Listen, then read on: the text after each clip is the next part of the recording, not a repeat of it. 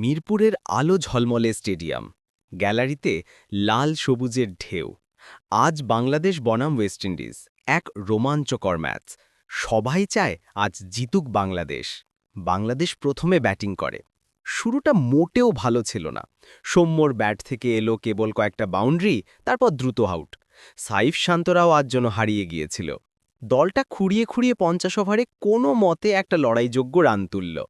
দর্শকরা মুখে আক্ষেপের সুর। এই ওপেনিং লাইন আপে জেতা মুশকিল।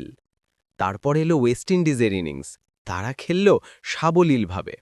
প্রথম দিকে উইকেট হারালেও অধিনায়কের দৃঢ়তায় অধিনায়ক লাস্টের বোলারদেরকে নিয়ে যে ঘুরালো, এক কথায় অসাধারণ। ম্যাচটা গিয়ে ঠেকল সমান রানে, অর্থাৎ ম্যাচ টাই হলো।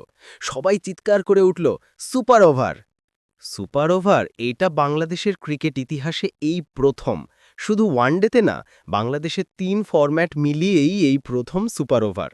আজকের আগে বাংলাদেশ সব ফরম্যাট মিলে 813 ম্যাচে 453তে ওয়ানডে, 144টি টেস্ট, 206টা টি20 ইন্টারন্যাশনাল খেলেছে। সুপার ওভার এই প্রথম পেল বাংলাদেশ, কিন্তু সেই সুপার ওভারটাও নিজেদের করতে পারল না। নিত্য নতুন খেলার আপডেট পেতে স্পোর্টস 24 চ্যানেলের সাথে থাকুন। কোনো বিষয়ে ভিডিও পেতে চাইলে কমেন্টে জানান আর লাইক করে নতুন ভিডিও দেওয়ার জন্য উৎসাহিত করুন। আমাদের বিশ্ববিখ্যাত অধিনায়ক এর কথা কী বা বলব। লাস্ট ওভারের জন্য রাখছে অপশনাল বোলার সাইফ হাসানকে। ও যদি ওই মুহূর্তে একটু ভুল করত, তাইলে ম্যাচটা এখানে শেষ হয়ে যেত।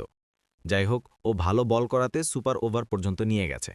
সুপার ওভারে এসে আমাদের ক্যাপ্টেন সাহেব আরও বড় সিদ্ধান্ত নিজের মধ্যে রাখল। সুপার ওভারে ওপেনিং করতে নামাইছে সৌম্য সরকার সাইফ হাসানকে। এর থেকে আরও বড় সিদ্ধান্ত নিল ওয়ান ডাউনে লর্ড শান্তকে। কেন, রিশাদ কি করছে, সোহান কি করছে? ওয়েস্ট ইন্ডিজ 6 বলে করছে 10 রান, আর আমাদের মায়ের দোয়া টিম 9 বলে করছে 9 রান। তার মধ্যে 2টা ওয়াইড, একটা নো বল, একটা লেগ বাই সহ টোটাল 4 রান অতিরিক্ত আসছে। টোটাল 6 বলে 6 রানে নিতে পারে নাই মায়ের দোয়া টিম। ক্রিকেটে হার জিত থাকেই, কিন্তু আগ্রহটা যেন না মরে। আগামী ম্যাচে আমরা ফিরব। বাইরে গ্যালারিতে তখনও কিছু ভক্ত পতাকা উড়াচ্ছে। মুখে একটাই কথা, হারলেও ভালোবাসা।